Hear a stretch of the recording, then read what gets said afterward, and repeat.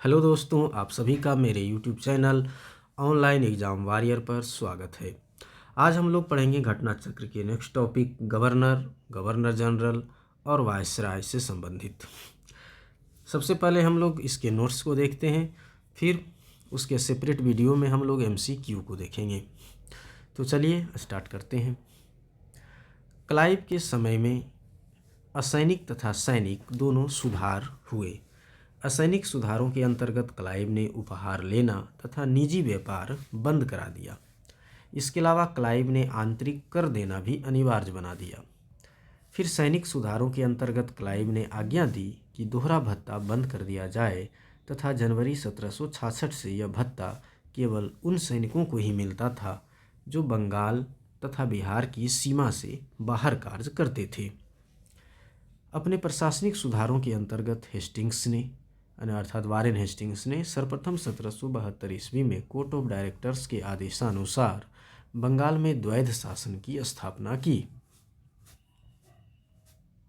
द्वैध शासन की समाप्ति की घोषणा की, है ना, क्योंकि द्वैध शासन तो क्लाइव के समय यह स्टार्ट हुआ था 1765 में, और ये 1772 में वारेन हेस्टिंग्स के द्वारा इसको समाप्त कर दिया जाता है।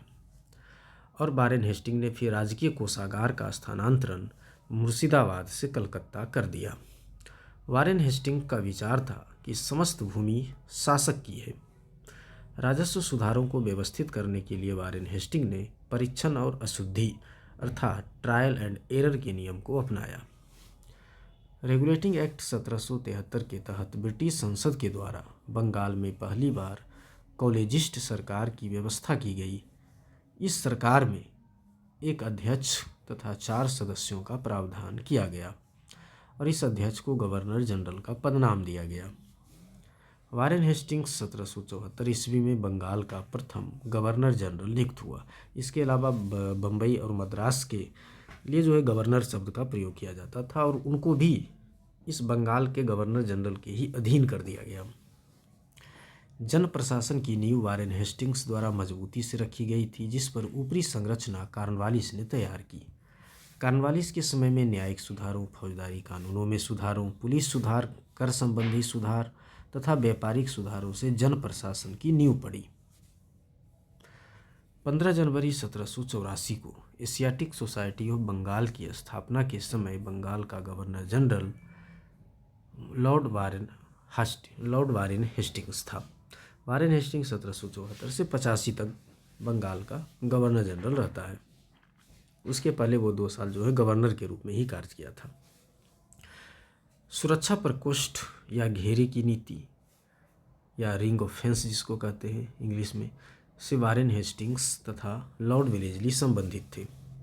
वारेन हेस्टिंग्स के अन्यायपूर्ण तथा निरंकुश कार्यों के कारण उस पर महाभियोग का मुकदमा चलाया गया, जो 1788 से 1795 ईस्वी तक चलता रहा, किंतु ब्रिटिश संसद ने उसकी सेवाओं को देखते हुए उसे सभी दोषों से मुक्त कर दिया। भारतीय रियासतों के प्रति प्रमुख ब्रिटिश नीतियां निम्नलिखित थीं। पहली नीति थी कंपनी का भारतीय रियासतों से समानता के लिए संघर्ष, जो 1740 से 1765 तक चला। दूसरी नीति थी सुरक्षा प्रकोष्ठ की नीति या घेरे की नीति, जो 1765 से 1813 ईस्वी तक अपनाया गया। फिर अधीनस्थ पार्थक्य की नीति अपनाई गई, जो 1813 से 1857 ईस्वी तक चला। फिर 1858 से 1935 ईस्वी तक अधीनस्थ संघ की नीति अपनाई गई भारतीय रियासतों के साथ, और फिर 1935 से 47 तक बराबर के संघ की नीति अपनाई गई। क्योंकि जैसा कि हम लोग जानते हैं कि 1857 ईस्वी के बाद जो है भारतीय रियासतों के विलय की नीति को त्याग दिया गया। दीवानी और फौजदारी कचहरियों के श्रेणीबद्ध संगठन के जरिए न्याय प्रदान करने की एक नई व्यवस्था की नींव अंग्रेजों ने रखी।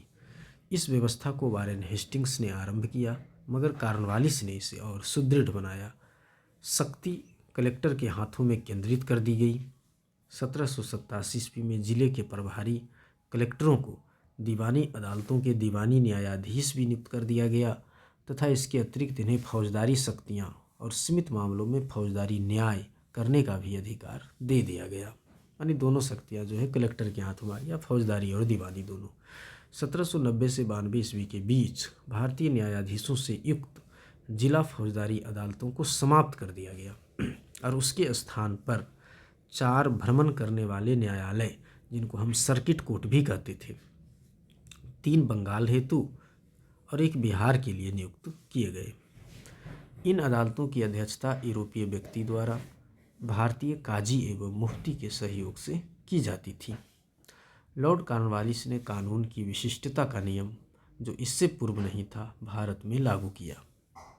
कॉर्नवालिस ने अपने न्यायिक सुधारों को 1793 ईस्वी तक अंतिम रूप देकर उन्हें कॉर्नवालिस संहिता अर्थात कॉर्नवालिस कोड के रूप में प्रस्तुत किया। यह सुधार प्रसिद्ध सिद्धांत शक्तियों के पृथक्करण पर आधारित था। शक्ति के पृथक्करण के तहत कॉर्नवालिस ने कर तथा न्याय प्रशासन को पृथक कर दिया, यानी कि पहले कलेक्टर के हाथ में दोनों अधिकार था, कर और न्याय प्रशासन दोनों था। कलेक्टर की न्यायिक तथा फौजदारी शक्तियां ले ली गई तथा उसके पास केवल कर संबंधी शक्तियां ही रह गई। जिला दीवानी न्यायालयों में कार्य के लिए नए अधिकारियों की एक नई श्रेणी बनाई गई। जिला न्यायाधीशों को फौजदारी तथा पुलिस के कार्य भी दिए गए।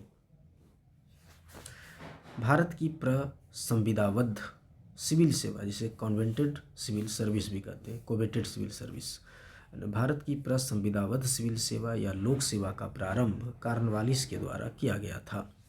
लॉर्ड कॉर्नवालिस 1786 से 1793 ईस्वी एवं 30 जुलाई 1805 से 5 अक्टूबर 1805 ईस्वी तक बंगाल का गवर्नर जनरल रहा। लॉर्ड कॉर्नवालिस की मृत्यु 5 अक्टूबर 1805 को गाजीपुर में, जो उत्तर प्रदेश में है, हुई थी। यहीं पर इसकी कब्र भी स्थित है। तो लॉर्ड कॉर्नवालिस का कब्र जो है वो गाजीपुर में स्थित है। लॉर्ड वेलेस्ली, जो 1798 से 1805 तक बंगाल का गवर्नर जनरल रहता है, कि सहायक संधि स्वीकार करने वाला पहला राज्य हैदराबाद था, है ना। तो वेलेस्ली की सहायक संधि स्वीकार करने वाला पहला राज्य हैदराबाद था, जो 1798 ईस्वी में स्वीकार करता है। बसीन की संधि दिसंबर 1802 ईस्वी में मराठा पेशवा बाजीराव द्वितीय और अंग्रेजों के मध्य हुई थी। लॉर्ड वेलेस्ली की सहायक संधि को स्वीकार करने वाला पहला मराठा सरदार पेशवा बाजीराव द्वितीय था। इस सहायक संधि के तहत पेशवा बाजीराव द्वितीय ने अंग्रेजों की संरक्षकता स्वीकार कर ली। इस संधि की शर्तों के अनुसार अंग्रेजों ने पेशवा को पूना में पुनः स्थापित करने के साथ लगभग 60,000 सैनिक पेशवा की रक्षा हेतु उसके राज्य में रखने का वादा किया, जबकि इसके बदले में पेशवा ने अंग्रेजों को 26 लाख रुपये वार्षिक आय वाले क्षेत्र प्रदान करने पर सहमति जताई। लॉर्ड वेलेस्ली, जो 1798 से 1805 तक गवर्नर जनरल रहता है, ने भारतीय राज्यों को अंग्रेजी राजनीतिक परिधि में लाने के लिए सहायक संधि प्रणाली का प्रयोग किया था। तो वेलेस्ली ने सहायक संधि का आविष्कार नहीं किया था, क्योंकि डुप्ले इसको तो पहले कर चुका था। सहायक संधि प्रणाली का अस्तित्व पहले से ही था तथा वह क्रमिक रूप से विकसित हुई थी। संभवतः डुप्ले प्रथम यूरोपीय था जो फ्रांसीसी गवर्नर था, जिसने अपनी सेना किराए पर भारतीय राजाओं को दी थी, और यहीं से जो है यह प्रणाली शुरू मानी जाती है। अंग्रेजों ने भी यही प्रणाली अपनाई। प्रथम सहायक संधि 1765 ईस्वी में अवध से की गई, जब कंपनी ने निश्चित धन देने के बदले उसकी सीमाओं की रक्षा करने का वचन दिया। लॉर्ड वेलेस्ली द्वारा विशिष्ट रूप से प्रवर्तित सहायक संधि को स्वीकार करने वाले राज्य थे हैदराबाद के साथ 2 बार सहायक संधि किया गया, 1798 ईस्वी में और उसके बाद 1800 ईस्वी में। हालांकि पहली सहायक संधि है ना हैदराबाद के साथ ही की गई। फिर मैसूर के साथ 1799 ईस्वी में सहायक संधि किया गया, तंजौर के साथ अक्टूबर 1799 ईस्वी में, अवध के साथ नवंबर 1801 ईस्वी में, पेशवा के साथ दिसंबर 1802 ईस्वी में, बरार के भोंसले के साथ दिसंबर 1803 ईस्वी में, सिंधिया के साथ फरवरी 1804 ईस्वी में। इसके अलावा जोधपुर, जयपुर, मच्छेड़ी, बूंदी तथा भरतपुर के साथ भी वेलेस्ली के द्वारा सहायक संधि की गई। लॉर्ड विलियम बेंटिक ने जुलाई 1828 ईस्वी में गवर्नर जनरल का कार्यभार संभाला। लॉर्ड विलियम बेंटिक ने सती प्रथा, बालिका शिशुवध जैसी सामाजिक कुरीतियों को समाप्त करने के लिए प्रभावकारी प्रयत्न किया तथा देश में ठगी समाप्त कर शांति और व्यवस्था स्थापित की। विलियम बेंटिक ने कोर्ट ऑफ डायरेक्टर्स की इच्छाओं के अनुसार भारतीय रियासतों के प्रति यथासंभव तटस्थता की नीति अपनाई। जयपुर में अव्यवस्था ने ऐसा उग्र रूप धारण कर लिया कि ब्रिटिश रेजिडेंट पर ही प्रहार कर दिया गया, परंतु इस पर भी बेंटिक ने हस्तक्षेप करना स्वीकार नहीं किया। उन्होंने पूरी तरह से वो तटस्थता की नीति अपनाने का प्रयास किया। इसी प्रकार जोधपुर, बूंदी, कोटा तथा भोपाल में विलियम बेंटिक ने हस्तक्षेप नहीं किया, यद्यपि ऐसा करने के लिए पर्याप्त कारण थे, परंतु विलियम बेंटिक ने इस नीति का अनुसरण छोड़कर हस्तक्षेप की नीति का अनुसरण छोड़कर 1831 ईस्वी में मैसूर तथा 1834 ईस्वी में कुर्ग एवं कछार की रियासतों को अपने प्रदेश में मिला लिया, क्योंकि वहाँ बहुत अधिक अव्यवस्था थी। विलियम बेंटिक जो 1828 से 35 तक गवर्नर जनरल रहा, विलियम बेंटिक के शासनकाल के 7 वर्षों में पुरानी निरंतर युद्धों तथा संयोजन की नीति को तिलांजलि दे दी गई। यानी जो पुरानी निरंतर युद्ध और संयोजन की नीति को तिलांजलि दे दिया जाता है। भारत के इतिहास में बेंटिक का नाम जो है सामाजिक तथा प्रशासनिक सुधारों के कारण स्मरण किया जाएगा। 1833 के चार्टर एक्ट के द्वारा भारतीय प्रशासन को पूर्णतः केंद्रीकृत करने का प्रयास किया गया। 1833 के चार्टर एक्ट के द्वारा बंगाल के गवर्नर जनरल को भारत का गवर्नर जनरल बना दिया गया। 1833 ईस्वी में लॉर्ड विलियम बेंटिक को भारत का प्रथम गवर्नर जनरल बनाया गया। लॉर्ड विलियम बेंटिक ने कैप्टन स्लीमैन को ठगों के विरुद्ध कार्रवाई करने के लिए नियुक्त किया, इसलिए कैप्टन स्लीमैन को जो है ठगी उन्मूलन के लिए जाना जाता है। कैप्टन स्लीमैन ने लगभग 1500 ठगों को बंदी बना लिया। अनेक ठगों को फांसी दे दी गई, शेष को आजीवन निर्वासित कर दिया गया। 1837 ईस्वी के पश्चात संगठित रूप से ठगों का अंत हो गया। 1789 ईस्वी की घोषणा द्वारा बंगाल से दासों का निर्यात बंद कर दिया गया था। फिर 1811 ईस्वी एवं 1823 ईस्वी में दासों के संबंध में कुछ कानून बनाए गए। 1833 ईस्वी के चार्टर एक्ट में दासता को शीघ्र समाप्त करने के लिए गवर्नर से कानून बनाने को कहा गया। तो 1833 के चार्टर एक्ट में दासता को शीघ्र समाप्त करने के लिए गवर्नर से कानून बनाने को कहा गया है ना। अभी समाप्त नहीं हुआ है, ऐसा कोई अभी कानून नहीं आया, लेकिन 1843 ईस्वी में समस्त ब्रिटिश भारत से दासता को अवैध घोषित कर दिया गया। तो ये हमको थोड़ा ध्यान में रखना है कि दासता को अवैध घोषित कब किया गया, तो 1843 ईस्वी में किया गया। किस चार्टर एक्ट में दासता को समाप्त करने के लिए कानून बनाने की बात की गई, तो 1833 के चार्टर एक्ट में की गई, क्योंकि ये दोनों में बहुत ही है ना कन्फ्यूजन रहता है। 1860 ईस्वी में भारतीय दंड संहिता के अंतर्गत फिर दासता को अपराध घोषित कर दिया गया है ना। तो हम देख रहे हैं कि हर लेवल पर जो है दासता को लेकर अलग अलग कदम उठाए जा रहे हैं है ना। तो 1843 में दासता को अवैध घोषित किया जाता है ना। उसके बाद जो है 1860 ईस्वी में इंडियन पीनल कोड के अंतर्गत दासता को अवैध घोषित कर दिया गया है ना। आंग्ल नेपाल युद्ध 1814 से 16 ईस्वी तक हुआ था। इसमें भारत के गवर्नर जनरल लॉर्ड हेस्टिंग्स थे। आंग्ल नेपाल युद्ध लॉर्ड हेस्टिंग्स के गवर्नर जनरल काल में हुआ था। लॉर्ड हेस्टिंग 1813 से 23 ईस्वी तक गवर्नर जनरल रहते हैं। आंग्ल नेपाल युद्ध सुगौली की संधि से समाप्त हुआ था, जो 1816 ईस्वी में हुआ था। सुगौली की संधि 2 दिसंबर 1815 ईस्वी को लेखबद्ध हुई थी, जिसे 4 मार्च 1816 को अनुमोदित किया गया था। तो इसलिए इसको 1816 माना जाता है, क्योंकि इसका अनुमोदन 1816 में होता है। 1854 ईस्वी में कर्नल स्लीमैन के स्थान पर जेम्स आउट्रम को अवध का ब्रिटिश रेजिडेंट बनाया गया था। तो जेम्स आउट्रम ने कहा कि अवध का प्रशासन बहुत दूषित है तथा जनता की अवस्था बहुत शोचनीय है, और इसी रिपोर्ट के आधार पर अवध का विलय कर लिया जाता है। आउट्रम की रिपोर्ट को ही फरवरी 1856 ईस्वी में अवध के अधिग्रहण का आधार बनाया गया था, जिसे एक मनगढ़ंत रिपोर्ट भी माना जाता है। लॉर्ड डलहौजी जो 1848 से 56 ईस्वी तक भारत का गवर्नर जनरल रहता है, ने अवध के नवाब वाजिद अली शाह पर कुशासन का आरोप लगाकर 13 फरवरी 1856 को उसका अंग्रेजी राज्य में विलय कर लिया। अवध के अतिरिक्त डलहौजी के व्यपगत के सिद्धांत के अंतर्गत विलय किए गए प्रदेश थे, है ना। हालांकि अवध को व्यपगत सिद्धांत के अंतर्गत विलय नहीं किया गया था, क्योंकि उसमें वो दत्तक पुत्र वाला शर्त था, है ना। लेकिन अवध पर कुशासन का आरोप लगाकर विलय किया जाता है, ये व्यपगत सिद्धांत के अंतर्गत नहीं आता है।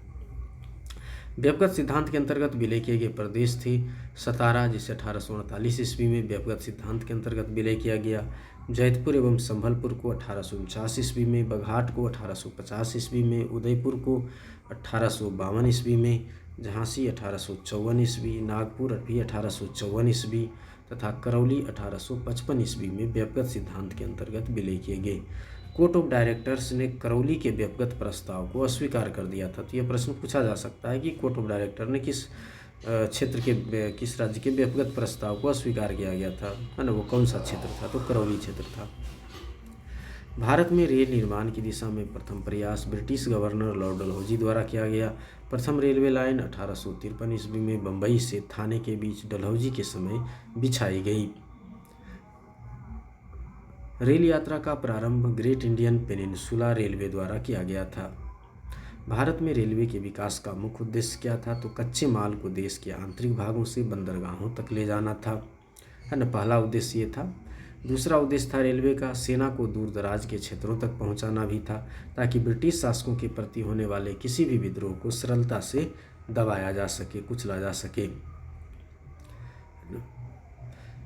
फिर बंदरगाहों से जो सामान आता था उसको देश के आंतरिक भागों में पहुंचाना भी था। रेलवे का सर्वाधिक विस्तार 1900 ईस्वी के आसपास लॉर्ड कर्जन के समय हुआ था। ब्रिटिश भारतीय राज्य क्षेत्र का अंतिम प्रमुख विस्तार लॉर्ड डफरिन के समय में हुआ, जब 1885 ईस्वी में तृतीय आंग्ल बर्मा युद्ध के बाद 1 जनवरी 1886 ईस्वी को बर्मा को ब्रिटिश भारत में मिला लिया गया। ये अंतिम जो है भारतीय राज्य क्षेत्र का विस्तार था।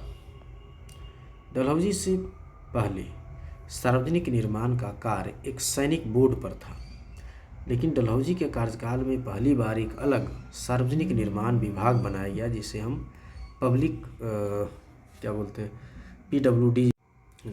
तो एक अलग सार्वजनिक निर्माण विभाग की स्थापना जो है वो डलहौजी के समय ही किया गया, और सार्वजनिक उपयोग के कार्य के लिए बहुत सा धन व्यय किया जाने लगा। जब यह विभाग बनता है सार्वजनिक निर्माण विभाग, तो सार्वजनिक उपयोग के लिए धन का व्यय किया जाने लगता है। ईश्वर चंद्र विद्यासागर के अथक प्रयासों के फलस्वरूप लॉर्ड कैनिंग के समय विधवा पुनर्विवाह अधिनियम 1856 पारित हुआ। विधवा पुनर्विवाह अधिनियम के नियम 15 के तहत, नियम 15 के तहत विधवा विवाह को वैध मान लिया गया, और उस विवाह से उत्पन्न हुए बालक भी वैध घोषित किए गए। तो ये भी पूछा जा सकता है ना, विधवा विवाह अधिनियम के किस नियम के तहत जो है विधवा विवाह को वैध माना जाता है? तो नियम 15 के तहत। जैसे सती प्रथा वाला क्वेश्चन आता है, रेगुलेशन 17 उसमें है ना, 1829 के रेगुलेशन 17 के तहत सती प्रथा को अवैध घोषित किया जाता है। नियम 17 के तहत सती प्रथा को अवैध घोषित किया गया था। विधवाओं के कल्याण से जुड़े अन्य नेता थे, जैसे पश्चिमी भारत में विष्णु शास्त्री और धुंधो केशव कर्वे, जिनको हम लोग DK कर्वे के नाम से भी जानते हैं। धुंधो केशव कर्वे ने 1899 ईस्वी में पूना में विधवा आश्रम की स्थापना की, है ना। फिर 1857 ईस्वी की महान क्रांति का सबसे महत्वपूर्ण परिणाम था महारानी की उद्घोषणा।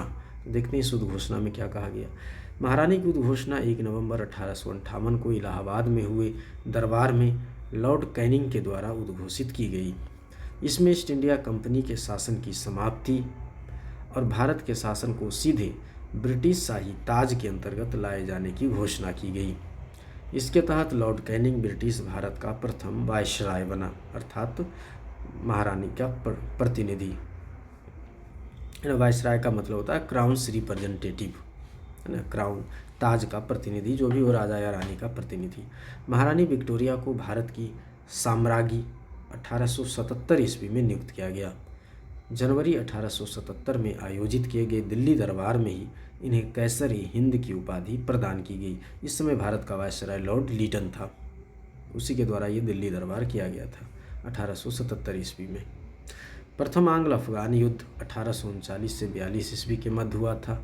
इस दौरान भारत के गवर्नर जनरल लॉर्ड ऑकलैंड थे। लॉर्ड लीटन के समय द्वितीय आंग्ल अफगान युद्ध हुआ जो 1878 से 80 ईस्वी तक चला। 1843 के एक्ट 5 के द्वारा भारत में तत्कालीन गवर्नर जनरल लॉर्ड एलनबरो ने दास प्रथा का उन्मूलन किया था और इसी में दासता को अवैध घोषित किया गया था। 1843 के एक्ट 5 के द्वारा भारत में तत्कालीन गवर्नर जनरल लॉर्ड एलनबरो ने दास प्रथा का उन्मूलन किया था। लॉर्ड एलनबरो के काल में, जिनका काल है 1842 से 44 तक, तो लॉर्ड एलनबरो के कार्यकाल के दौरान अगस्त 1843 में सिंध को पूर्ण रूप से ब्रिटिश साम्राज्य में मिला लिया गया। चतुराईपूर्ण निष्क्रियता या कुशल अकर्मण्यता की नीति, जिसे हम पॉलिसी ऑफ मास्टरली इनएक्टिविटी कहते हैं, आंग्ल अफगान संबंधों के संदर्भ में लॉर्ड एलनबरो के काल से प्रारंभ होकर लॉर्ड नॉर्थब्रुक के काल तक चलती रही। इस काल को कुशल अकर्मण्यता की नीति का काल कहा जाता है। इस नीति को प्रायः कुशल अकर्मण्यता की नीति को प्रायः जॉन लॉरेंस के नाम से विशिष्ट रूप से संबंधित किया जाता है, क्योंकि जॉन लॉरेंस के वायसराय काल में कुशल अकर्मण्यता की नीति का अनुसरण करने का स्पष्ट अवसर मिला और इस नीति की रूपरेखा स्पष्ट रूप से निश्चित की गई। कुशल अकर्मण्यता मास्टरली इनएक्टिविटी शब्द का JWS वाइली ने एडिनबरा रिव्यू के एक लेख में प्रयोग किया था। तो ये भी पूछा जा सकता है कि कुशल अकर्मण्यता शब्द का प्रयोग किसने किया था और कहाँ किया था। तो JWS वाइली ने एडिनबरा रिव्यू के एक लेख में किया था। भारत में अंग्रेज़ों के समय में प्रथम जनगणना लॉर्ड मेयो, जो 1869 से 72 तक भारत के वायसराय रहे, के काल में 1872 ईस्वी में प्रारंभ हुई, किंतु लॉर्ड रिपन के कार्यकाल में नियमित जनगणना 1881 ईस्वी में शुरू हुई। नियमित रूप से जनगणना 1881 में शुरू होता है, लेकिन पहली जनगणना 1872 में हुआ था। लॉर्ड मेयो की हत्या जो है अंडमान निकोबार द्वीप समूह के भ्रमण के दौरान शेर अली अफरीदी नामक एक कैदी के द्वारा की गई थी। मेयो प्रथम गवर्नर जनरल था जिसकी हत्या उसके कार्यकाल में की गई। 1876 ईस्वी में लीटन के वायसराय बनकर आने पर अफगानिस्तान के प्रति अपनाई गई नीति में परिवर्तन आया। अब कुशल अकर्मण्यता की नीति के स्थान पर अग्रगामी नीति का अनुसरण होने लगा। मेजर सेंडेमन की बलूचिस्तान में गवर्नर जनरल के एजेंट के रूप में नियुक्ति के साथ ही बलूचिस्तान में हस्तक्षेप न करने के स्थान पर अब हस्तक्षेप की नीति अपनाई गई थी। वर्नाक्यूलर प्रेस एक्ट या भारतीय भाषा समाचार पत्र अधिनियम 1878 ईस्वी में लॉर्ड लीटन के काल में पारित किया गया। इस अधिनियम को मुंह बंद करने वाला अधिनियम भी कहा गया। अर्स्कीन पेरी ने इस वर्नाक्यूलर प्रेस एक्ट को विपरीतगामी और असंगत तथा भारत की भावी प्रगति के लिए घातक पग बताया। श्री एशन बनर्जी ने अर्थात सुरेंद्रनाथ बनर्जी ने इसे आकाश से वज्रपात कहा है। तो ये क्वेश्चन एग्जाम में भी आया है कि किसने जो है वर्नाक्यूलर प्रेस एक्ट को आकाश से वज्रपात की संज्ञा दी, तो सुरेंद्रनाथ बनर्जी ने दिया। इसके अलावा लॉर्ड लीटन के काल में आर्म्स एक्ट भी आता है। सर PC इल्बर्ट वायसराय की परिषद के विधि सदस्य थे। इल्बर्ट ने 2 फरवरी 1883 को विधान परिषद में एक विधेयक प्रस्तुत किया जिसे इल्बर्ट बिल की संज्ञा दी जाती है और इस समय भारत के वायसराय रिपन थे। इस विधेयक का उद्देश्य था, इल्बर्ट बिल का जो उद्देश्य था कि जाति भेद पर आधारित सभी न्यायिक अयोग्यताएं तुरंत समाप्त कर दी जाए और भारतीय तथा यूरोपीय न्यायाधीशों की शक्तियां समान कर दिया जाए। अर्थात है ना, मैंने भारतीय न्यायाधीश भी जो है यूरोपियन को सज़ा दे सके, क्योंकि इसके पहले ऐसा प्रावधान नहीं था। यूरोपीय न्यायाधीश ही यूरोपीय व्यक्ति को सज़ा दे सकता था, उसकी सुनवाई कर सकता था, है ना। भारतीय न्यायाधीश उनकी सुनवाई नहीं कर सकते थे। ऐसा नस्ल भेद के आधार पर किया गया था। जैसे ही यह विधेयक प्रस्तुत किया गया, एक बवंडर खड़ा हो गया। यूरोपीय लोगों ने इसे अपने विशेषाधिकारों पर कुठाराघात बताया। उनको लगा कि कैसे एक भारतीय जिसको वो अपने से निम्न समझते थे, इन्फीरियर समझते थे, है ना, उनकी सुनवाई कर सकता है। लॉर्ड रिपन को ब्रिटिश भारत के वायसरायों में सबसे अधिक उदारवादी माना जाता है। उन्होंने 100 या उससे अधिक कार्यरत मजदूरों वाली फैक्ट्रियों में काम करने वाली महिलाओं तथा बच्चों के संबंध में कुछ उदारवादी नियम बनाए, जिन्हें प्रथम फैक्ट्री अधिनियम 1881 के नाम से जाना जाता है। इस अधिनियम के तहत, प्रथम फैक्ट्री अधिनियम के तहत 7 वर्ष या उससे कम उम्र के बच्चों के फैक्ट्रियों में काम करने पर रोक, इस अधिनियम के तहत 7 वर्ष से कम उम्र के बच्चों के फैक्ट्रियों में काम करने पर रोक एवं 7 से 12 वर्ष के बच्चों की कार्यावधि प्रतिदिन 9 घंटे तथा इन्हें महीने में 4 दिन की छुट्टी का प्रावधान किया गया। इसके बाद फिर आया दूसरा फैक्ट्री अधिनियम 1891 में। दूसरे फैक्ट्री अधिनियम में सभी मजदूरों के लिए साप्ताहिक छुट्टी की व्यवस्था थी। लॉर्ड मेयो के समय में सृजित स्थानीय शासन को वास्तविक स्थानीय शासन बनाने के लिए लॉर्ड रिपन ने उन्हें आवश्यक नियम प्रदान किए। इस कार्य के कारण लॉर्ड रिपन को आधुनिक भारत में स्थानीय शासन का जनक माना जाता है। चार्ल्स मेटकॉफ ने प्रेस पर से प्रतिबंध हटाया, इसलिए उसे समाचार पत्रों का मुक्तिदाता कहा जाता है। भारत में पुरातत्व सर्वेक्षण संबंधी प्रयास 1784 ईस्वी में कलकत्ता में विलियम जोन्स के द्वारा एशियाटिक सोसाइटी की स्थापना के साथ प्रारंभ हुए थे। इसके अलावा विलियम जोन्स के द्वारा एशियाटिक सोसाइटी की स्थापना की गई। इसके अलावा एशियाटिक रिसर्च नामक जो है पत्रिका भी निकाला गया।